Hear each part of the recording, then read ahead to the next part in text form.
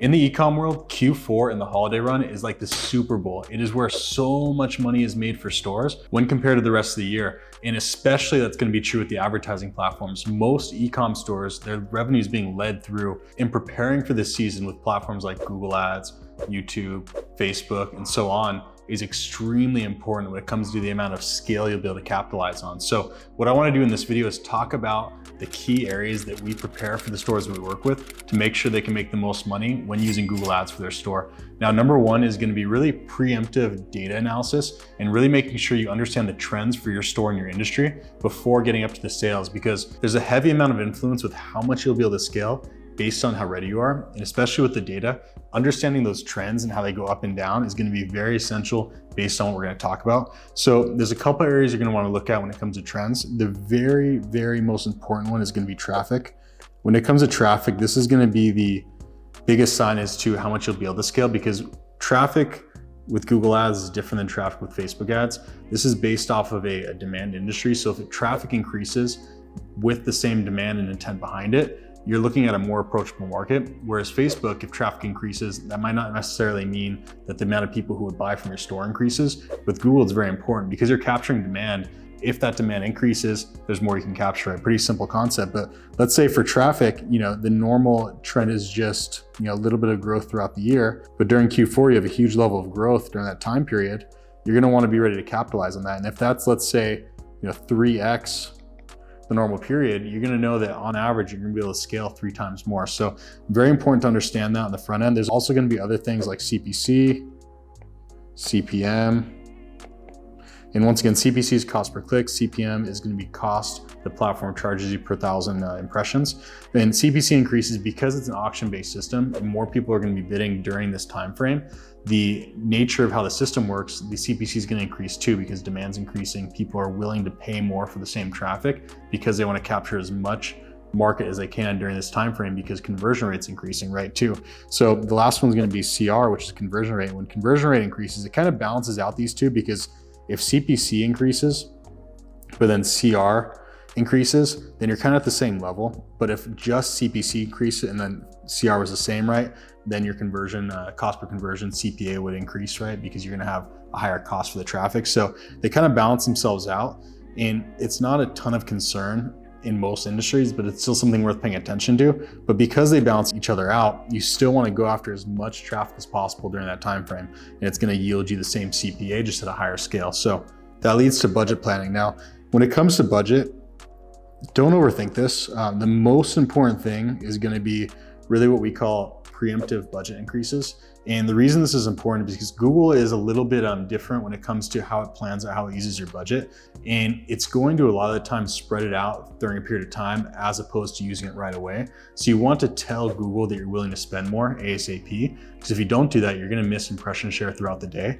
So when it comes to budget, let's say based off of your past traffic trends, and if you once again do not have past traffic trends because you're just running the store for the first time this year, or maybe you started it in February and you don't have Q4 of last year data, based it off of industry trends, it's not as accurate as your own data, but it's the next best thing. So, but if you do have your own data, make sure to base this off of your past trends. So like even if you're at a lower revenue, but Q4 of last year and Q4 of the year before, the amount of store revenue increased by 3X or 300%, whatever it is, during that time frame, then even if you're doing double revenue now, you should still see that same level of increase unless you're at market cap, which in most cases doesn't happen. So let's say on average, we know that revenue for the store increases 3X and your average budget is, let's just say 2K per day, 1K per day. We'll use 2K per day as just a general example.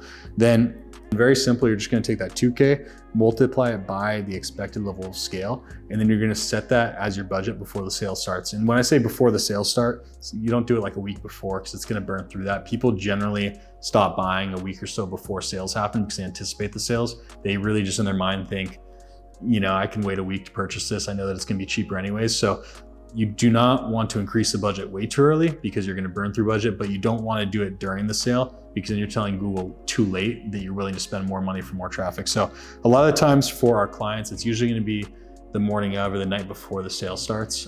But if you're not in a weird time zone and you can increase the budgets on your computer before or during when the sale actually starts, that's gonna be the best time, so you can immediately open up the leverage points for the campaigns to be able to scale into. So in this case, obviously, normal spend 2K per day, 3x growth on average, that's gonna be a 6K budget, right, per day.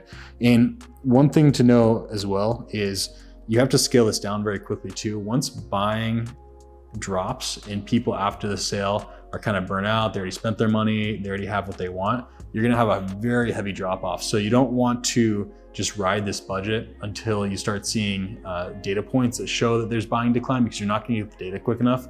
A lot of the times, even in the platform side, you don't get full data picture up until 2 or 3 days after that day that was being spent. So pay attention to your store data, pay attention to sales. Once sales start declining rapidly, drop your budget aggressively as well, or else you're gonna burn through budget, right? But in most cases, you're gonna get up to this point very successfully, or you'll actually spend the 6K faster and find out, oh, you can actually spend 8K that day or 10K that day. But you won't know that if you spend, let's say 2K, because your budget was still low, and then midday you increase, and then by the end of the day, you get to that 6K in total budget spent. You don't know if you could go farther, right? So you wanna open up the budget right away, just anticipating that buying is gonna heighten, and you'll know you'll be able to reach that gap, right? And then eventually you can see if you'll be able to scale more. So that's gonna be the most important thing, is making sure to increase before or right when the actual sale starts. Next is going to be assets, which is also extremely important when it comes to sales. These are, of course, going to be the creatives that are shown to people who might buy. Now, there's a couple of areas that you're going to prepare assets. The first is going to be ad extensions. So ad extensions are basically little ads that run next to your main ad. And the beauty of these is they take up more ad space. So if you can show more and more extensions with your ad, you're essentially going to push down everybody else. So you really, really want to go through all the extensions and maximize all the ones that are relevant to you. The most important for the sales, of course, are going to be the promo extension. There's going to be call outs, which you can do unique for the sales. You can do site links. And there's a couple more. I won't name them all off. There's probably about 12, 13 different types of extensions, but for sales, it's usually probably about 3 to 5 you're going to use that are going to be relevant for you guys, depending on what type of store you have. So make sure to go in those unique to your own store and figure out what you can use. You can also set timers on these and dates. So if you know a sale starts and ends during certain dates, you can have them run only for those dates as well, which is really handy because sometimes you forget about them. You know, it's easy to forget, and then you find out a month later that it was running with your main ad, and it's kind of embarrassing. So generally recommend putting end dates on those with the right time and date, and then they'll turn off automatically. Next is going to be the actual asset groups within PMax campaigns. So we won't go over the top in explaining PMax. If you don't know what a PMax is, check out our other videos. But when it comes to PMaxes, there's different asset groups, which are almost like little campaigns within the main campaign. And when it comes to how PMax operates, you don't want to just turn off all of your evergreen asset groups that are running in there that are making a successful campaign. You want to run the promotion-based asset group next to the ones that are already working. So don't turn them off, just run it next to it, because the PMax campaign algorithm-wise is very smart. When there are terms relevant to the sale being live, it's going to show the sale-based asset group instead. So you want to give it that choice still. If you turn off the evergreen asset groups, it's going to skew how the campaign runs. But what you're going to want to do is make sure to put in an asset group that's relevant to the sale. And that's going to be, text, it's going to be headlines, descriptions, images, videos, whatever you have, maximize it as long as it looks great and it's relevant to the sale that's running. The last thing is going to be, that's really important for this video, is going to be search campaigns. So when it comes to search, you obviously don't have a huge amount of space to put in text, but it is still worth making sure that there's copy in your ads relevant to the sales. Same thing as the PMaxes. I wouldn't change the actual running ads language in there, because the thing is with how search campaigns work, data isn't necessarily stored at the ad level. So if you skew how the ads look based off of like off season versus holiday season, it's just going to kind of confuse the data on the actual platform side, but it's not going to change how the ad runs.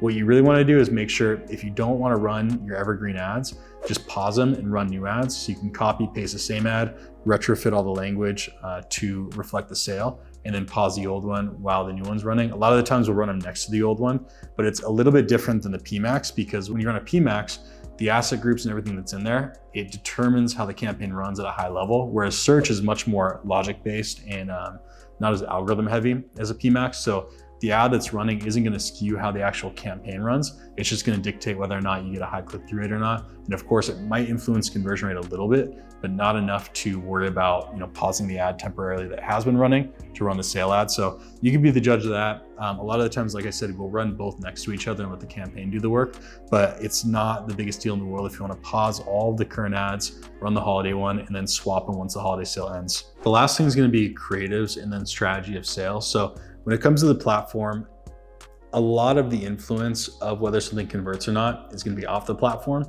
but the key to it converting is gonna be the traffic quality, right? The best part about Google Ads is having very pinpointed black and white traffic quality and really dictating what you're gonna pay for.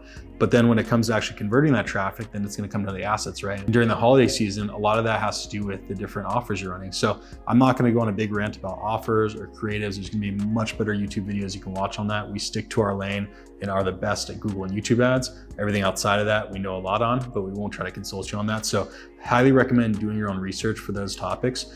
But my point is if you don't know what's gonna work for you or what you're gonna run or what type of sale makes the most sense, do your research, do some industry research. You can look on the ads transparency library for Google and Facebook to see what other people are running, but it will influence how hard you can scale. So make sure to have an absolutely killer offer running with the store, because if you have that offer and then also you combine it with the strategies we talk about and how we get things ready on the platform side to scale, you're gonna have a lot of scale for your store. It's just a matter of really getting both sides of the coin down. So thanks for watching. If you have any questions specific about getting ready to scale for Q4, make sure to drop them below in the comments, subscribe and like, we always appreciate it, and I'll see you in the next video.